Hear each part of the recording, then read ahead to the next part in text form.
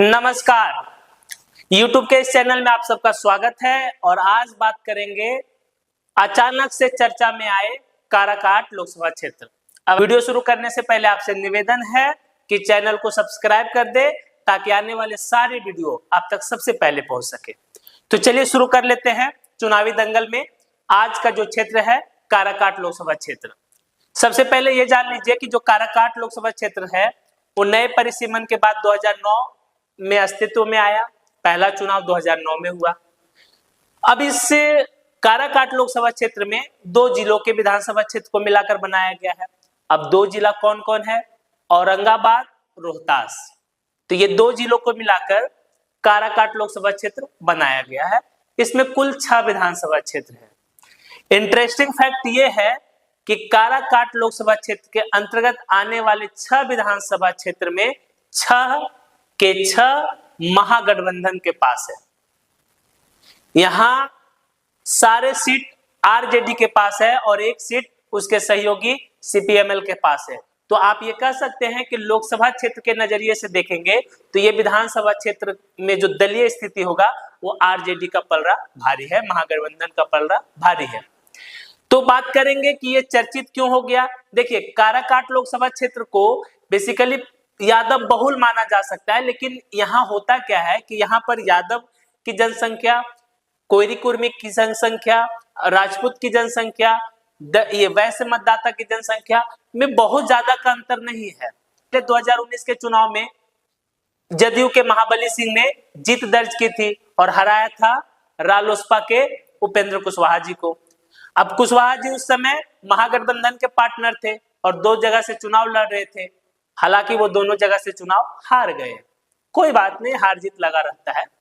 इस बार जो काराकाट लोकसभा क्षेत्र है वो एनडीए गठबंधन की तरफ से फिर से उपेंद्र कुशवाहा जी यहां से चुनाव मैदान में है।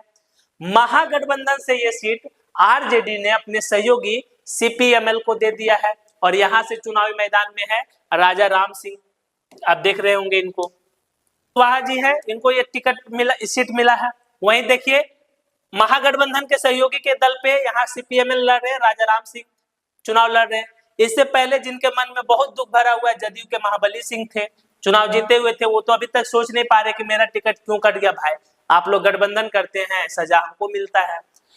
अब क्या है लेटेस्ट अपडेट कि पावर स्टार कहे जाने वाले भोजपुरी के पवन सिंह ने एक बयान देकर मामला गर्म कर दिया है।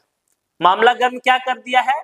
राजनीतिक चर्चा जो था उसको क्या कर दिया है? हॉट बना दिया है। कैसे? इन्होंने घोषणा किया है कि अब काराकाट से चुनाव लड़ेंगे। इतना दिन तक ये वेट कर रहे थे कि बीजेपी टिकट दे, आरा से दे दे या महाराजगंज से दे दे या औरंगाबाद से दे दे, जहां जहां राजपूत वोटरों की संख्या ज्यादा है। लेकिन सीटों का ऐलान हो चुका है।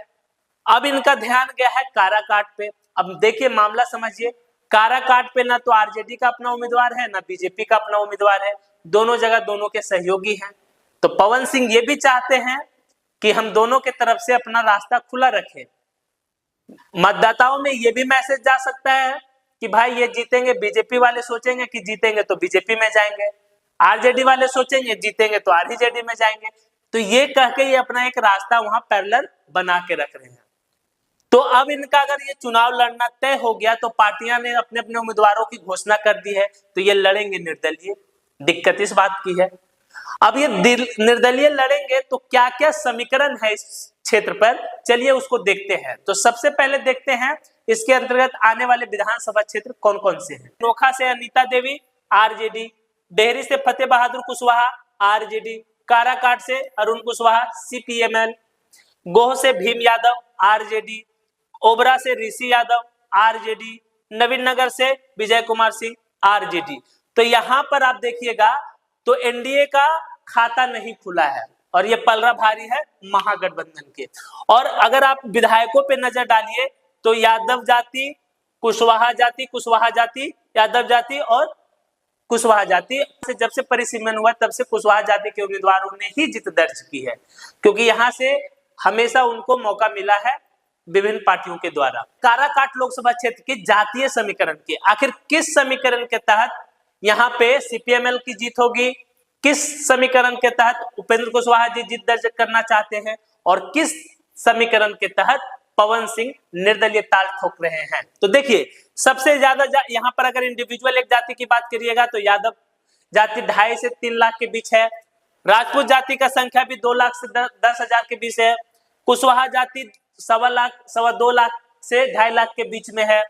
वैश्य मतदाता भी यहाँ 2 लाख के आसपास है। साथ ही साथ आप देखेंगे ब्राह्मण, तो ब्राह्मण मतदाता भी 75,000 है, भूमिहार मतदाता भी 50,000 है और मुस्लिम मतदाता भी 1.5 लाख है। तो ये जातिगत समीकरण है। इसके अलावा दलित महादलित की भी संख्या 1.5 लाख के आसपास है। अब आप सोचिए कि यादव और मुस्लिम ये अगर 2 वोट आप मिला दोगे तो आपको करीब करीब 4.25 लाख मिल जाता है। तो सीपीएमएल को भरोसा है एमवाई पे प्लस उनका अपना जो वोट है।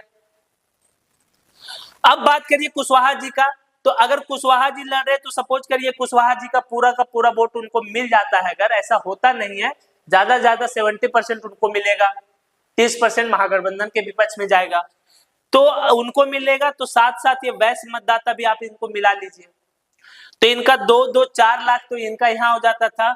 और उसमें राजपूत मतदाता भी अभी तक ये मान के चल रहे थे कि पवन सिंह के नहीं आने से ये मतदाता भी अपने पास आएंगे। साथ ही साथ सवर्णों में भूमिहार ब्राह्मण का मत भी कुशवाहा जी के पक्ष में जाएगा। लेकिन अब तो मामला उल्टा पड़ गया है, उनको एकदम सेफ सीट नजर आ रहा था।